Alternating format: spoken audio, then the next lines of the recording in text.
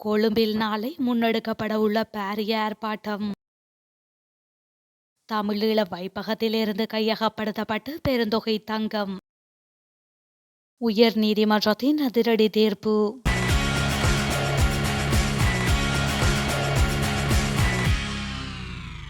யுத்தம் முடிந்த பின்னர் இலங்கை அரசாங்கம் தமிழீழ வைப்பகத்திலிருந்து பெருமளவான தங்கங்களை கைப்பற்றி கொண்டு வந்தது என்று நாடாளுமன்ற உறுப்பினர் செல்வராஜா கஜேந்திரன் தெரிவித்துள்ளார். நாடாளுமன்றத்தில் இன்றைய தினம் இடம்பெற்ற அமர்வில் கலந்து கொண்டு கருத்து தெரிவிக்கும் போது அவர் மேற்கண்டவாறு குறிப்பிட்டுள்ளார். மேலும் எங்களது இனத்திற்கு எதிராக இலங்கை அரசாங்கம் பாரிய இன அழிப்பை மேற்கொண்டது. இதற்கு எதிராக எங்களுடைய தேசிய தலைவர் பிரபாகரன் ஆயுத போராட்டம் ஒன்றை நடத்தினார். தமிழீழ விடுதலை புலிகளின் தலைவர் பிரபாகரன் கிட்டத்தட்ட 20 வருடங்களாக ஒரு நடைமுறை அரசாங்கத்தை வடக்கு கிழக்கில் நிறுவியிருந்தார். நாங்களும் யுத்தம் செய்தோம், நீங்களும் யுத்தம் செய்தீர்கள். ஆனால் நீங்கள் பொருளாதார ரீதியாக அதல பாதாளத்தில் விழுந்து விட்டீர்கள் எனவும் அவர் மேலும் குறிப்பிட்டுள்ளார். இலங்கையில் உள்ள பொது நிறுவனங்களை தனியார் மயமாக்கும் அரசாங்கத்தின் நடவடிக்கைகளுக்கு எதிராக நாளை கொழும்பில் ஆர்ப்பாட்டம் ஒன்று நடத்தப்பட உள்ளது. தேசிய வள பாதுகாப்பு இயக்கத்தினால் கொழும்பு கோட்டை லேக் ஹவுஸ் சுற்றுவட்டத்தில் நண்பகல் 12 மணிக்கு இந்த ஆர்ப்பாட்டத்தை நடத்த அந்த இயக்கம் திட்டமிட்டுள்ளது. மின்சார சபை, தொலைத்தொடர்பு நிலையம், காப்புறுதி நிறுவனம், தபால் நிலையங்கள், வங்கிகள், விமான நிலையங்கள் மற்றும் பல முக்கிய பொது நிறுவனங்களை தனியார் மயமாக்கும் அரசாங்கத்தின் பொறுப்பற்ற திட்டத்திற்கு எதிராக தேசிய வள பாதுகாப்பு இயக்கம் கண்டனம் வெளியிட்டுள்ளது. அரசாங்கத்தின் இந்த விற்பனை நடவடிக்கை தேசிய பாதுகாப்பு, பொருளாதார நிலைத்தன்மை மற்றும் இலங்கையர்களின் வாழ்வாதாரத்திற்கு நேரடி அச்சுறுத்தலாக அமைந்துள்ளது என அந்த இயக்கம் வெளியிட்டுள்ள அறிக்கையில் சுட்டிக்காட்டப்பட்டுள்ளது. இலங்கையின் பொருளாதார நிலைத்தன்மையை ரணில் ராஜபக்ஷ அரசாங்கம் அச்சுறுத்தலுக்கு உட்படுத்தியுள்ளதாக கூறப்பட்டுள்ளது. அத்துடன் இலங்கையின் சொத்துக்களுக்கு இந்தியா மற்றும் சீனாவுக்கு உரிமை வழங்கும் நடவடிக்கைகளை தற்போதைய அரசாங்கம் மேற்கொண்டு வருவதாக தேசிய வள பாதுகாப்பு இயக்கம் குற்றம் சாட்டியுள்ளது. அரசு நிறுவனங்களை தனியார் மயமாக்கும் நடவடிக்கையை எதிர்த்து தொழிற்சங்கத்தினர் முன்னெடுத்த நடவடிக்கைகளை அரசாங்கம் எதிர்த்தாலும் தமது இயக்கத்தால் முன்னெடுக்கப்படும் நடவடிக்கைகளை யாராலும் எதிர்க்க முடியாது என அந்த இயக்கத்தின் உறுப்பினர்கள் தெரிவித்துள்ளனர். இலங்கை இந்தியாவின் ஒரு பகுதி என சுற்றுலாத்துறை அமைச்சர் தெரிவித்த கருத்துக்கு கடுமையான நடவடிக்கை எடுக்கப்பட வேண்டும் என பிவி துருகெல உரிம தலைவர் நாடாளுமன்ற உறுப்பினர் உதய கம்பன்பில தெரிவித்துள்ளார். பிவி துருகெல உரிமைய கட்சியின் தலைமையகத்தில் நடைபெற்ற ஊடகவியலாளர் சந்திப்பிலேயே அவர் இவ்வாறு தெரிவித்துள்ளார். குறித்த விடயம் தொடர்பில் அவர் மேலும் கருத்து தெரிவிக்கையில், அமைச்சரின் இந்த கருத்து அமைச்சராக நியமிக்கப்படுவதற்கு முன்னர் அரசியலமைப்பின்படி எடுக்கப்பட்ட சத்திய பிரமாணத்தை மீறுவதாகும். இதன்படி அமைச்சர் ஹரின் அமைச்சர் பதவியை வகிக்க தகுதியற்றவர். மறுபுறம் நமது நாட்டை வேறொரு நாட்டுடன் இணைப்பது தேச துரோக செயலாகும். தேச துரோகம் என்பது ஒரு அரசனுக்கு துரோகம் செய்வதல்ல. நமது தண்டனை சட்டத்தில் தேச துரோகத்திற்கான தண்டனை மரணம். எளிமையாக சொல்வதானால் அமைச்சர் ஹரின் பெர்னாண்டோ மரண தண்டனை வழங்கக்கூடிய குற்றத்தை செய்துள்ளார் என அவர் மேலும் குற்றம் சுமத்தியுள்ளார். கிளிநொச்சி மாவட்டத்தின் குமாரசாமிபுரம் பகுதியில் விடுதலை புலிகளின் தங்கங்கள் புதைக்கப்பட்டுள்ளதாக நம்பப்படும் ஒரு இடத்தினை அகழ்வு செய்வதற்கு கிளிநொச்சி நீதிமன்றம் அனுமதி வழங்கியுள்ளது.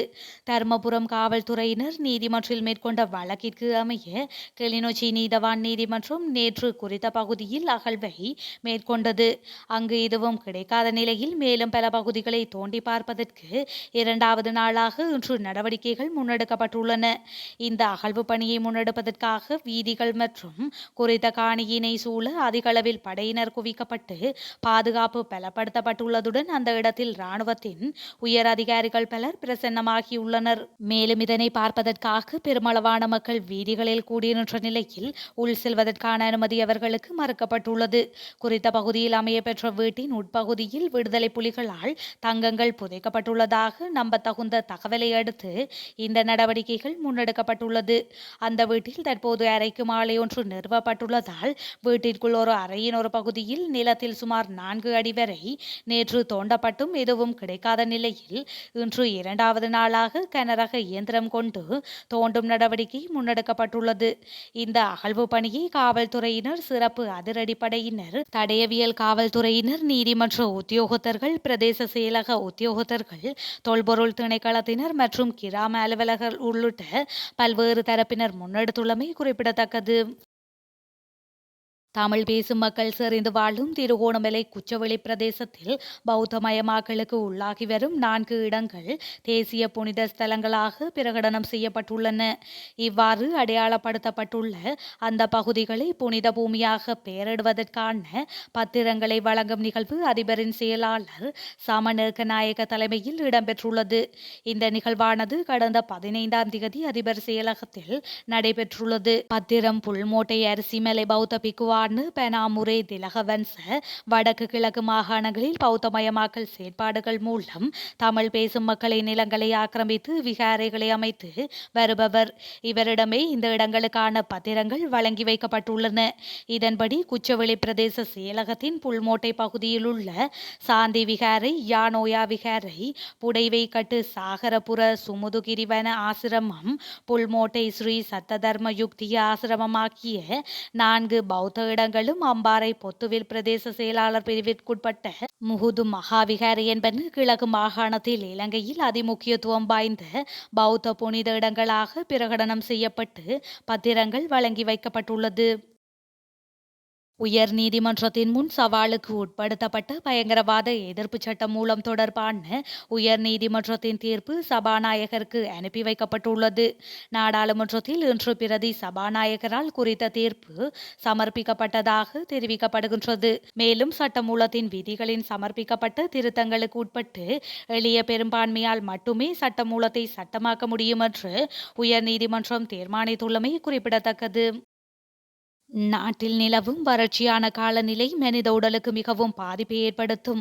அனுராதபுரம் போதனா வைத்தியசாலையின் வெளிநோயாளர் பிரிவு பிரதம வைத்திய அதிகாரி வைத்தியர் ஹேமா வீரகோன் எச்சரிக்கை விடுத்துள்ளார்.